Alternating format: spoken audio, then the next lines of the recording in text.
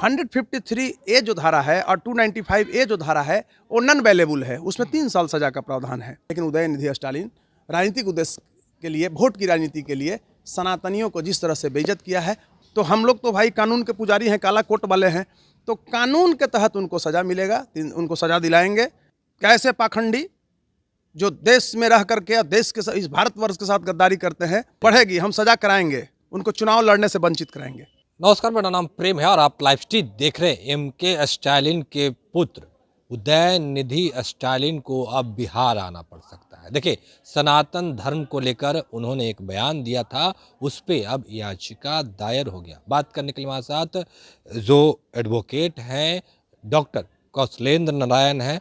क्या कुछ मामला है, क्या कुछ हुआ है, आपने जो जी क्या है, क्या कुछ मामला? सर्वप्रथम तो मैं धन्यवाद देता हूँ आप लोग सारे मीडिया बंधुओं को, जो कि समसामयिक जो मुद्दा है उस पर हमारा विचार लेने आए हैं।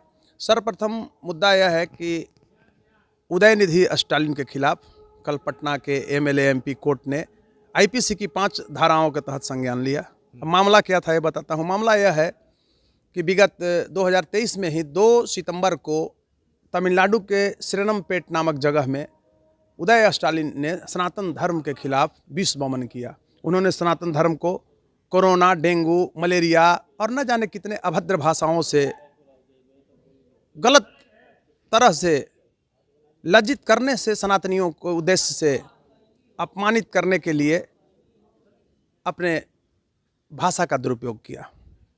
अब मैं बताना आपको चाहूँगा कि जब मैंने 2 सितंबर को सुना कि उदयनिधि स्टालिन, जो वहाँ के अभी वर्तमान मुख्यमंत्री हैं एमके स्टालिन, उनके पुत्र भी हैं, वहाँ युवा कल्याण मिनिस्टर भी हैं, उन्होंने इस तरह का सनातन धर्म के खिलाफ बोला है, तो हमने, जब आप लोग जैसे इलेक्ट्रॉनिक मीडिया चैनल में फुटेज देखा तो बहुत व्यक्तिगत रूप से मर्माहत हुआ। मेरे अंदर दुख भी हुआ, क्षोभ भी हुआ और मौत सी मायूसी आई। तब तक रात हो चुकी थी। सुबह जब उठा तो प्रिंट मीडिया में भी देखा। 4 तारीख को मैंने, बड़ा हम विचलित थे, एक वकील के रूप में नहीं, ऐसे हम नेशन फर्स्ट डेमोक्रेटिक पार्टी के राष्ट्रीय अध्यक्ष के रूप में फाइल किए हैं, तो उसके रूप में नहीं, एक जिम्मेवार नागरिक के, एक देशवासी के रूप में, कि हमारा फर्ज बनता है कि इस तरह के जो राजनीतिक उद्देश्यों की पूर्ति के लिए और देश की एकता और अखंडता है उसको बिगाड़ने के लिए कुत्सित प्रयास जो नेता करते हैं, इनको सजा मिलनी चाहिए। क्योंकि हम लोग सब, सर्वप्रथम जो मैं सुना तो मैंने पटना कोतवाली को दिया, लेकिन मेरा एक यहाँ कहना है आप लोगों से, मेरा ही यह शब्द दिया हुआ है कि बिहार में विगत 15-17 साल से वर्तमान जो सरकार है, यहाँ कॉन्स्टिट्यूशनल ब्रेकडाउन है। मैं बार बार बोलता हूँ, ये कॉन्स्टिट्यूशनल ब्रेकडाउन है। कोतवाली नहीं रजिस्टर्ड किया, तब मैंने क्रिमिनल केस किया, कंप्लेन केस रजिस्टर्ड कराया 4 तारीख को, 4 सितंबर को। उसके बाद मेरा कुछ दिनों के बाद पेंडिंग में रहा सीजीएम साहब के यहाँ, बाद में मेरा ऐसे हुआ। उसके बाद 2 गवाहों की गवाही मैंने कराया।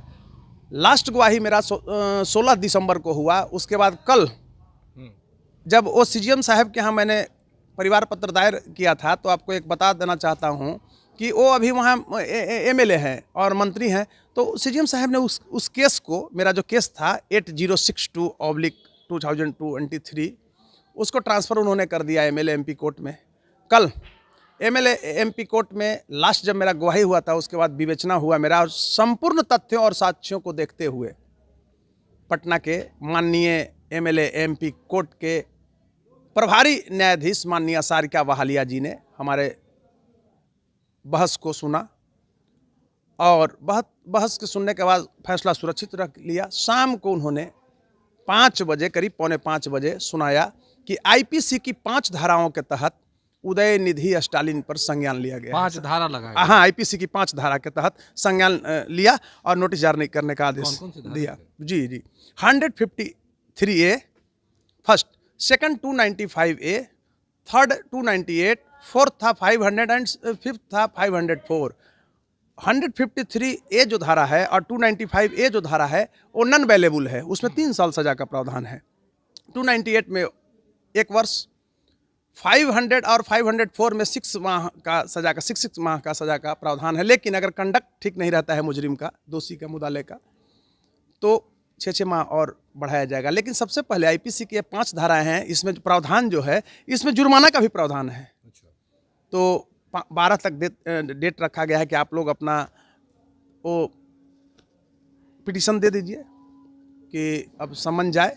तो कल ही हम जमा कर रहे हैं और 12 तारीख को उनको यहाँ से समन चला जाएगा। तो क्या उदयनिधि स्टालिन को बिहार आना होगा, पटना आना होगा? एकदम आना पड़ेगा। नहीं आएंगे, हो सकता है एंटी सेवेटिव में जाएंगे, हम विरोध करेंगे, अपेक्स कोर्ट में जाएंगे और वहाँ भी हम माननीय सेशन जो जज साहब हैं उनके यहाँ विरोध करेंगे। उदयनिधि स्टालिन ने एक इस देश का नागरिक होने के बावजूद अमानवीयता, क्रूरता तथा पाशविकता का नग्न प्रदर्शन किया है, जो मेरे लिए नहीं बल्कि इस देश का 80% आबादी जो है उसको, ठीक है सनातनी है, लेकिन वो जो 20 बचे हुए हैं उसमें उनके जैसे एक आदमी भले नहीं हो, लेकिन वो लोग भी दुखी हैं। इसलिए कि भारत हमारा जो वर्ष रहा है, भारतवर्ष का एक इतिहास रहा है, हम लोग आपस में मिलजुल कर रहते हैं, दंगा फसाद से हम लोग दूर भागते हैं। लेकिन उदयनिधि स्टालिन राजनीतिक उद्देश्य के लिए, वोट की राजनीति के लिए सनातनियों को जिस तरह से बेइज्जत किया है वह कतई बर्दाश्त करने योग्य नहीं है। तो हम लोग तो भाई कानून के पुजारी हैं, काला कोट वाले हैं, तो कानून के तहत उनको सज़ा मिलेगा, उनको सज़ा दिलाएंगे और हम यही चाहेंगे कि सज़ा की पुष्टि हम कराएं ट्रायल में बहस करके। तो मेरा कहना है कि पूरे देशवासियों के लिए कि जो स्नेह प्यार मुझे मिला है इस मुकदमे में और जिस तरह से मैं साक्ष्यों को रखा, इसके लिए मैं गौरवान्वित हूँ। और गौरवान्वित एक वकील के लिए, हम लोग तो रोज़ मुकदमा लड़ते हैं, गौरवान्वित इस रूप में हूँ कि यह भारत का एक व्यक्ति जो एक अच्छा पद पर बैठा हुआ है, युवा कल्याण मिनिस्टर है, उसके पिताजी वहाँ मुख्यमंत्री हैं और इतना तुच्छ भाषण देता है। अच्छा, मान लीजिए उन पे कार्रवाई होती है, सजा हो जाती है, तो क्या उनके पद हैं जिस विभाग के मिनिस्टर हैं? बिल्कुल पद जाएंगे और चुनाव नहीं लड़ेंगे, बाहर हो जाएगा। और मैं कोशिश करूंगा कि ऐसे पाखंडी जो देश में रह करके और देश के इस भारतवर्ष के साथ गद्दारी करते हैं उनको सजा होनी चाहिए।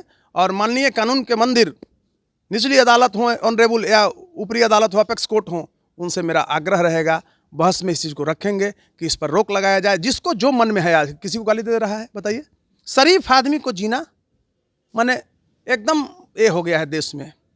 इस तरह के नेता लोग, ये लोग करते हैं क्या, ये लोग किसी तरह तो पद पर बने हैं, पारिवारिक है, बाप हैं तो बेटा को भी मिल जा रहा है, लेकिन ये सामान्य पब्लिक की ज़िंदगी नहीं देखते हैं कि उनके साथ क्या बीतता है। अब इस भारतवर्ष सनातनियों का है, 80% आबादी है और उस सनातनियों की उन्होंने गाली दी, सनातन पर टिप्पणी करना महंगा पड़ गया। चलिए, और उनकी मुश्किलें बढ़ेगी। हम सजा कराएंगे, उनको चुनाव लड़ने से वंचित कराएंगे। चलिए, क्या कुछ जानकारी दे रहे थे वो आपने सुना। देखिए, सनातन धर्म पे टिप्पणी करना उदयनिधि स्टालिन को अब महंगा पड़ गया। अब उनको बिहार भी आना पड़ेगा और जो कोर्ट की तारीख है वो तारीख निर्धारित होगी, उसके बाद वो बिहार भी आएंगे। फिलहाल कितना ही, बने रहे लाइव के साथ। धन्यवाद।